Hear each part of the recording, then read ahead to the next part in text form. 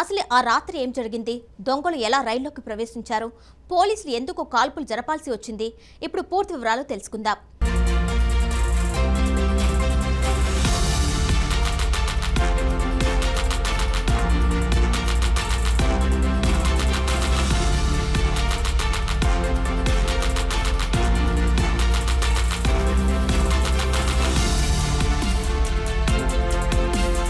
Express లో చోరీ, పోలీసుల కాల్పులు. ఈ రోజు మనం మాట్లాడుకోబోతున్న ఘటన రైళ్లలో ప్రయాణించే ప్రతి ఒక్కరిని ఆందోళనకు గురిచేస్తుంది. ప్రయాణికులు ప్రశాంతంగా నిద్రిస్తున్న సమయంలో అర్ధరాత్రి వేళ దొంగలు రైల్లోకి ప్రవేశించి మహిళల బంగారు ఆభరణాల్ని దోచుకెళ్లిన సంచలన ఘటన ఆంధ్రప్రదేశ్లోని బాపట్ల జిల్లాలో చోటు చేసుకుంది. అంతేకాదు, దొంగల్ని పట్టుకునేందుకు రైల్వే పోలీసులు ఏకంగా 9 రౌండ్ల కాల్పులు జరపడం ఈ ఘటన తీవ్రతను మరింత పెంచింది. అసలు ఆ రాత్రి ఏం జరిగింది? దొంగలు ఎలా రైల్లోకి ప్రవేశించారు? పోలీసులు ఎందుకు కాల్పులు జరపాల్సి వచ్చింది? ఇప్పుడు పూర్తి వివరాలు తెలుసుకుందాం. అందుబాటులో ఉన్న సమాచారం ప్రకారం తమిళనాడులోని చెంగల్పట్టు నుంచి కాకినాడ పోర్టుకు వెళ్తున్న సర్కార్ ఎక్స్‌ప్రెస్ రైలు ఆదివారం అర్ధరాత్రి సమయంలో బాపట్ల జిల్లా పరిధిలో ప్రయాణిస్తుంది. ఎక్కువ మంది ప్రయాణికులు అప్పటికే గాఢ నిద్రలో ఉన్నారు. ఈ పరిస్థితిని అవకాశంగా తీసుకున్న కొందరు దుండగులు రైల్లోని S3, S6 బోగీలోకి ప్రవేశించినట్లు సమాచారం. ఆ బోగీలో నిద్రిస్తున్న 2 మహిళల మెడలో ఉన్న బంగారు గొలుసుల్ని చాకచక్యంగా అపహరించి పరారయ్యేందుకు ప్రయత్నించారు. మహిళలు ఒక్కసారిగా మేల్కొని కేకలు వేయడంతో బోగీల్లో కలకలం రేగింది. ప్రయాణికులు ఏం జరిగిందో తెలుసుకునే లోపే దొంగలు రైలుని ఆపేందుకు చైన్ లాగినట్టు తెలిసింది. రైలు బాపట్ల శివారు నల్లమడ వాగు రైల్వే వంతెన సమీపంలో ఆగిపోయింది. రైలు ఆగ్గానే దుండగులు వెంటనే కిందకి దిగి సమీపంలోని పొలాల వైపు పరుగులు తీశారు.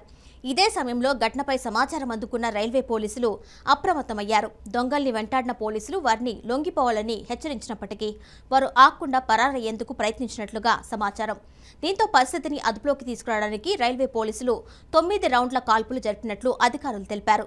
అయితే ఈ కాల్పులు ఎవరైనా గాయపడ్డారా లేదా దుండగులు తప్పించుకున్నారా అనే విషయాలపై ఇంకా పూర్తి స్పష్టత రావాల్సి ఉంది. ప్రాథమిక సమాచారం ప్రకారం ఈ చోరీ ఘటనలో మొత్తం 6 దుండగులు పాల్గొన్నట్లు పోలీసులు అనుమానిస్తున్నారు. వారు ముందుగానే పథకం ప్రకారం రైల్లోకి ఎక్కారా లేక మార్గమధ్యంలో ప్రవేశించారా అనే కోణాలు కూడా దర్యాప్తు కొనసాగుతుంది. దొంగలు ప్రయాణికుల్ని ముందుగానే గమనించి లక్ష్యం చేసుకున్నారా లేక యాదృచ్ఛికంగా ఈ చోరీకి పాల్పడ్డారా అనే అంశాలను కూడా పోలీసులు పరిశీలిస్తున్నారు. ఈ ఘటన మరోసారి రైళ్లలో ప్రయాణికుల భద్రతపై ప్రశ్నల్ని లేవనెత్తుంది. ముఖ్యంగా రాత్రి వేళల్లో జరిగే చోరీలు, గొలుసు దొంగతనాలు, ప్రయాణికుల్ని లక్ష్యంగా చేసుకునే నేరాలు పెరుగుతున్నాయనే ఆందోళన వ్యక్తమవుతుంది. మహిళలు, వృద్ధులు, కుటుంబాలతో ప్రయాణించేవారు తమ విలువైన వస్తువుల విషయంలో మరింత అప్రమత్తంగా ఉండాల్సిన అవసరం ఉందని అధికారులు సూచిస్తున్నారు. రైల్వే స్టేషన్స్లో బోగీల్లో సీసీ కెమెరాల పర్యవేక్షణ, భద్రతా సిబ్బంది పెంపు, అనుమానాస్పద వ్యక్తులపై ప్రత్యేక నిఘా వంటి చర్యలు మరింత బలోపేతం చేయాల్సిన అవసరం ఉందని ప్రయాణికులు అభిప్రాయపడుతున్నారు. ఎందుకంటే రైలు ప్రయాణం అంటే ప్రజలకు సురక్షితమైన ప్రయాణ అనుభవం కల్పించాల్సిన బాధ్యత రైల్వే శాఖపై ఉంటుంది.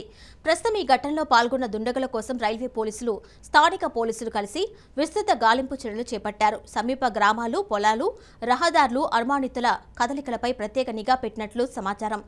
చోరీకి గురైన 7 సవర్ల బంగారు ఆభరణాల్ని స్వాధీనం చేసుకునేందుకు కూడా ప్రయత్నాలు కొనసాగుతున్నాయి. అయితే ఈ ఘటన ప్రతి రైలు ప్రయాణికుడికి ఒక హెచ్చరికగా మారింది. రాత్రి సమయంలో విలువైన ఆభరణాలు బహిరంగంగా ధరించడం, వాటిని నిర్లక్ష్యంగా ఉంచడం ప్రమాదాలకు దారితీయవచ్చని, ప్రయాణ సమయంలో విలువైన వస్తువుల్ని జాగ్రత్తగా భద్రపరచుకోవడం, అనుమానాస్పద వ్యక్తులు కల్పిస్తే వెంటనే రైల్వే సిబ్బందికి సమాచారం ఇవ్వడం వంటి జాగ్రత్తలు తీసుకోవాలని అధికారులు సూచిస్తున్నారు. బాపట్లలో జరిగిన ఈ అర్ధరాత్రి చోరీ ఘటన ఇప్పుడు రాష్ట్ర వ్యాప్తంగా సంచలనంగా మారింది. దొంగలు ఎప్పుడు పట్టుబడతారు? చోరీకి గురైన బంగారం తిరిగి దొరుకుతుందా? రైల్వే భద్రతా వ్యవస్థలో ఇంకా ఎలాంటి మార్పులు వస్తాయి అనే ప్రశ్నలకు సమాధానాల కోసం ప్రజలు ఎదురుచూస్తున్నారు. ఈ కేసుకు సంబంధించిన మరిన్ని వివరాలు వెలుగులోకి వచ్చే అవకాశం ఉంది. తాజా అప్డేట్స్ కోసం మా ఛానల్ని సబ్స్క్రైబ్ చేయండి.